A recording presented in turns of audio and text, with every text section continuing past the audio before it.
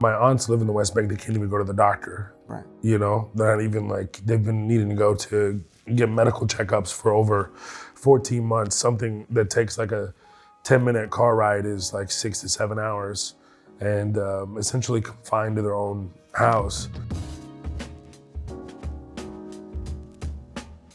Welcome to Salon Talks. I'm Dean Obeidallah, and today we have with us comedian Mo Amer, creator and star of the critically acclaimed award-winning series Mo, which is on Netflix. Season 2 just came out. Great reviews, top 10. Congratulations, Mo. I know you for years. It's great to have you on Salon Talks. And congratulations on the second season of Mo, my friend. Thank you. Thank you for having me, man. Sure. Good to see you.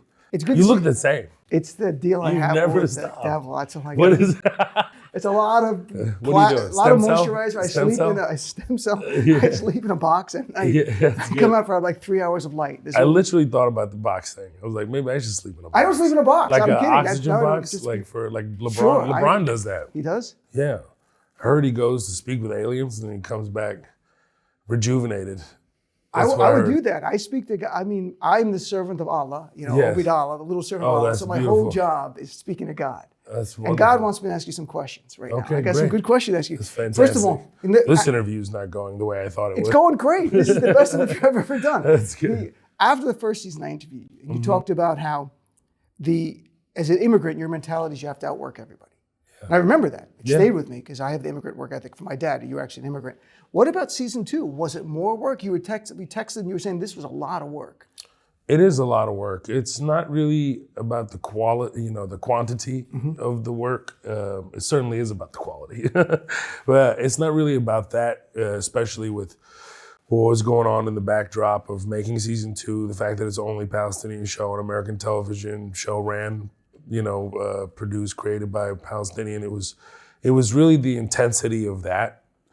And then what everyone's opinion was on what we should talk about and not talk about and how you put it together. And then in the end, I was like, I know what this show is, Right. I know what it is. I know what it needs to be. And nobody knows my story better than me. So please do me a favor and just like, let's all work together and specifically talking about the writing room and having a great relationship with my guys and creating such a beautiful final product. You did so much. I mean, you Piece directed. of art. I don't even like calling it product. It's a piece It's of art. art. And I feel like I like literally bled for it, metaphorically, spiritually, like mentally, like I feel that I put every fiber of my being into it, like quite literally. I'm still aching from it. Like it really is. It was extremely painful to make. Really?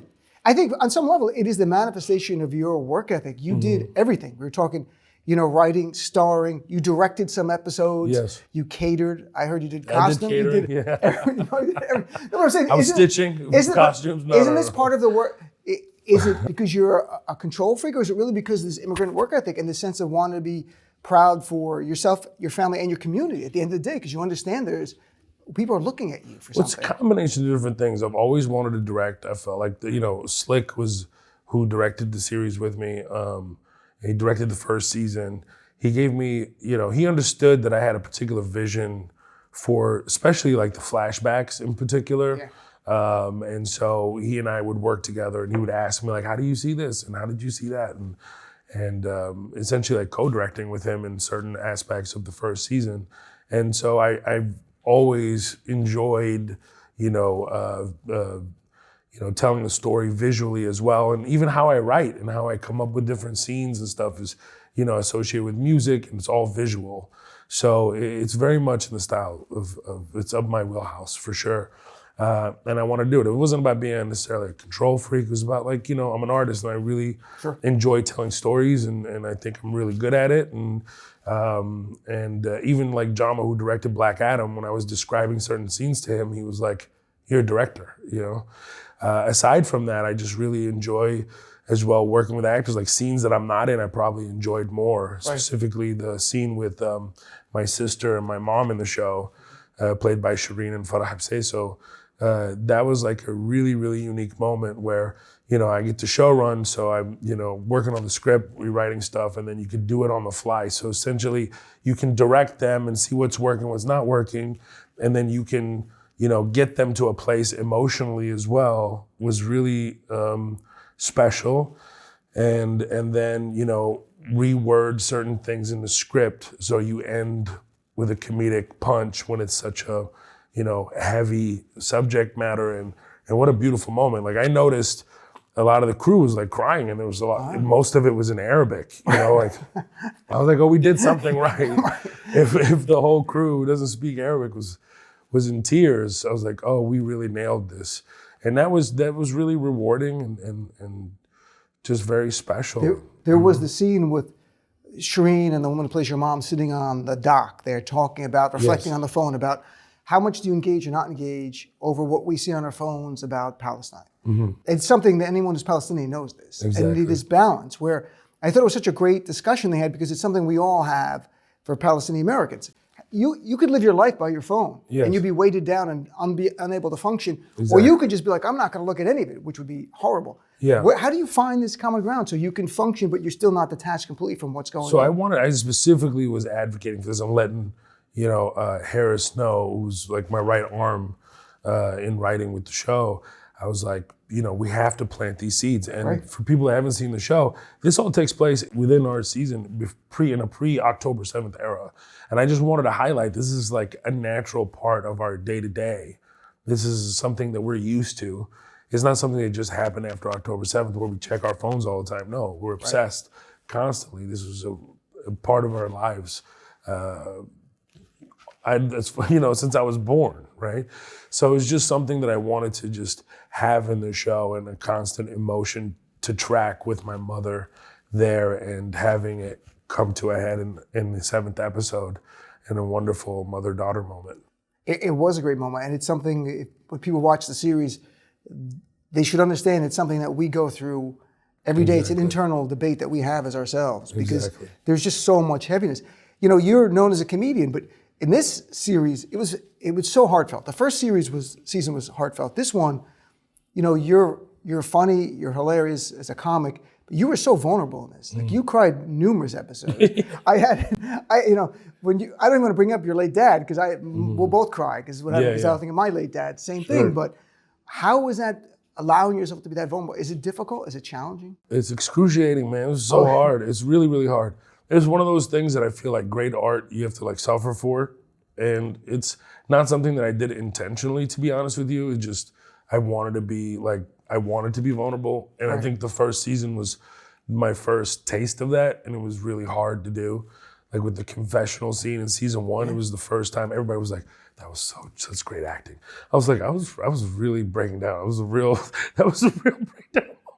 So, and then from that and taking it to season 2, there was so much to track. And, in some cases, you're like recreating, real moments you have with loved ones that are no longer with you anymore. And that's just kind of fucks with your head a little bit. You know what I mean? Like, it can, if you're not grounded and have great people around you. I can see people potentially losing the plot. But there were several times where I had to just walk away and get it out, after we filmed the scene, and I would come back and be like, all right, guys, we're gonna film this, just start giving direction again.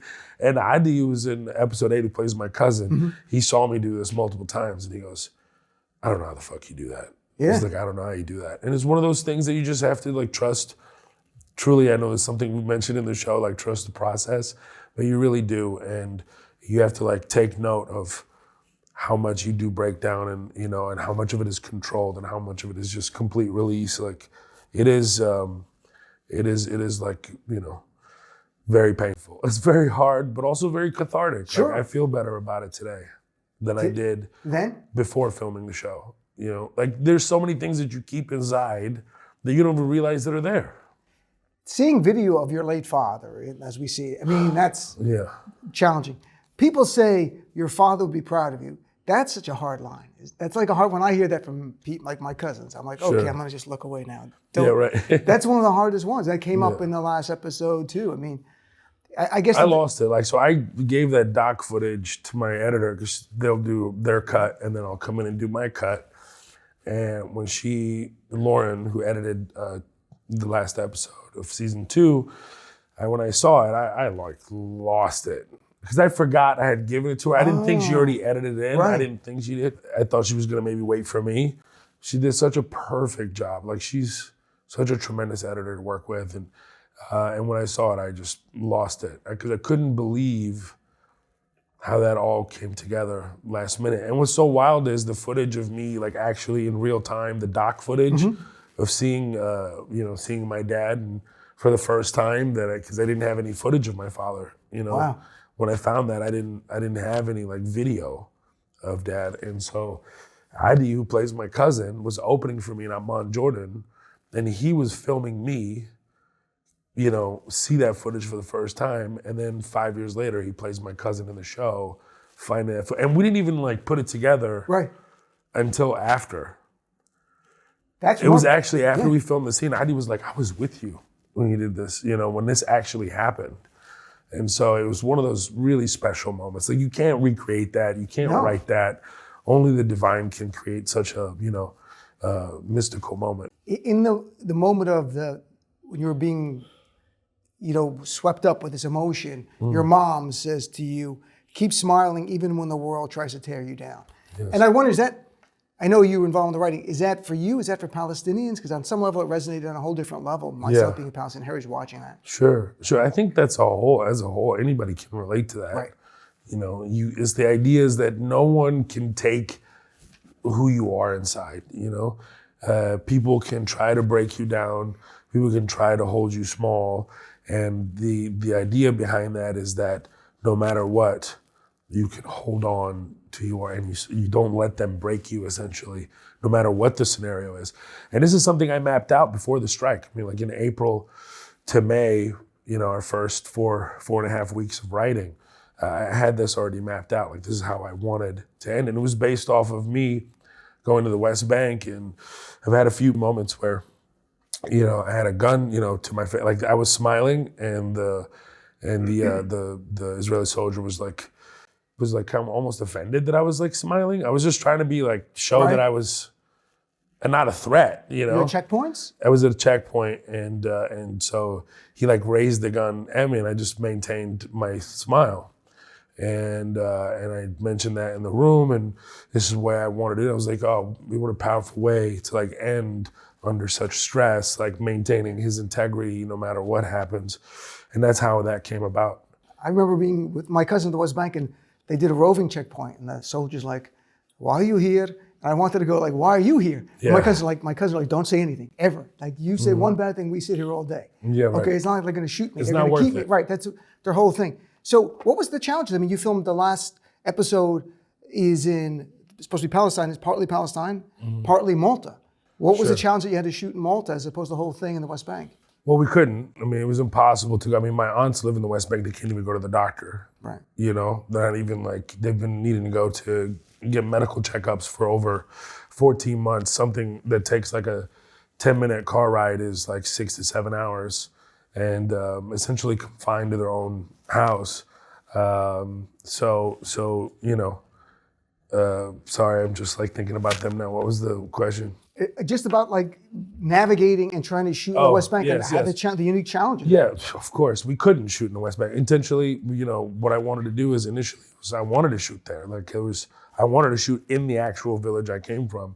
But because of everything that was going on, it was impossible. Right. Like absolutely impossible. It's not gonna happen. And then you're also if it was just me and I'm going by myself, no, you're responsible for a whole crew and you gotta do the right thing. So, and even Amman, Jordan was hard to shoot in. Like you can't, like it was very, very difficult. So then when they proposed Malta to me, I was a little bit hesitant. I was like, oh no, is this gonna look right? And this and that. And it was incredible. Like Malta looks like Burin, like our village, like in certain aspects, it was like perfect. Aside from like, certain structural, and architectural things that we just had to avoid in shooting. And then the way we, married the two together was that we had all this footage that I was very adamant about getting in 22 when we were editing season 1. It was literally for a 4-second shot of my grandparents' house in the dream sequence in the first season in episode 3. And I was like, no, it has to be there. I don't want to get some Getty Images video. Like, I don't want to do that. I want to get that spot. And it really saved our ass. Like, it really saved us because we ended up having all this footage from our village that we were able to cut into the actual episode. And then Mustafa, my manager, he was able to get a camera crew independently to capture the driving footage, the first initial thing. So they went, I think they did 3 different, tries at it, and they nailed it on a 3rd one.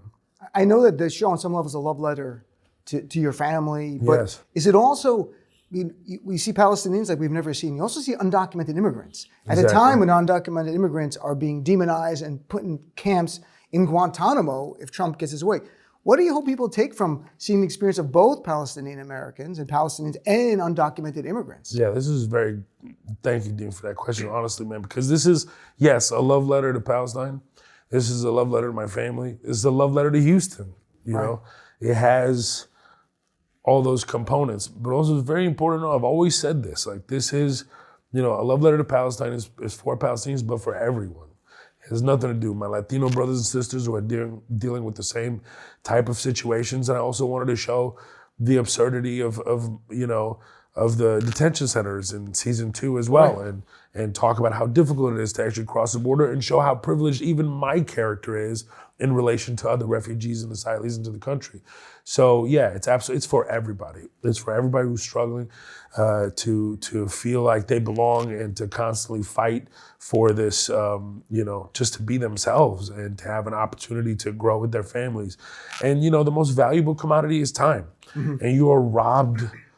I felt like even though that a big chunk of my life was taken away from me with the inability to travel and move, I thank God I was hard-headed and I still persevered with a refugee travel document and was able to push and travel to 20 plus countries without a passport.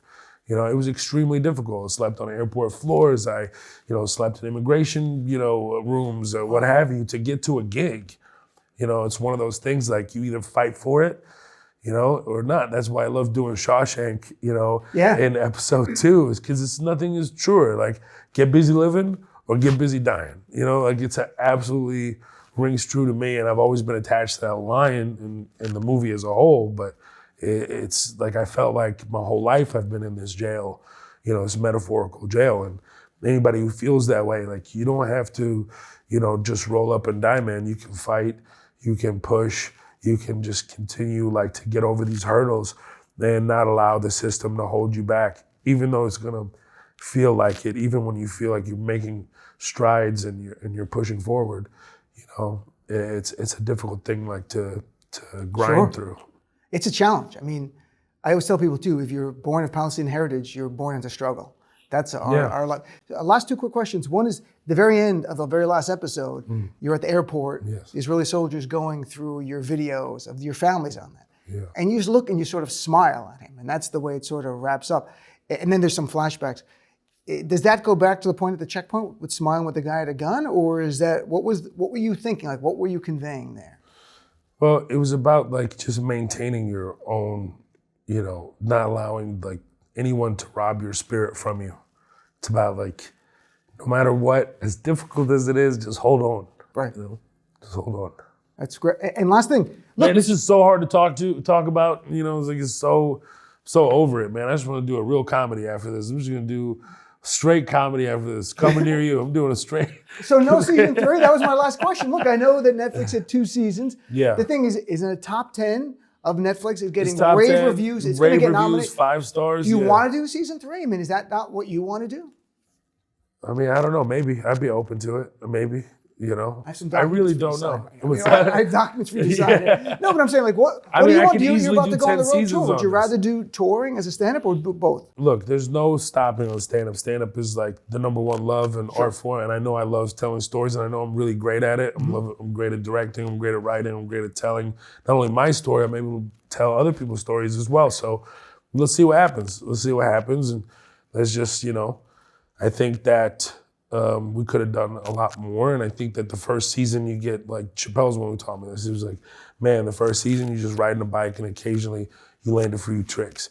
And the second season, you're just able to just do a bunch of tricks. And that's what I felt with in the second season, where I felt really free and knew exactly what I was doing. I knew what I could do and not do, what my capabilities were. And, I just feel like I'm a beast at this and I could do it all day for sure. That's why we need a season 3. But Mo, Yeah. thank you, my friend. Congratulations again.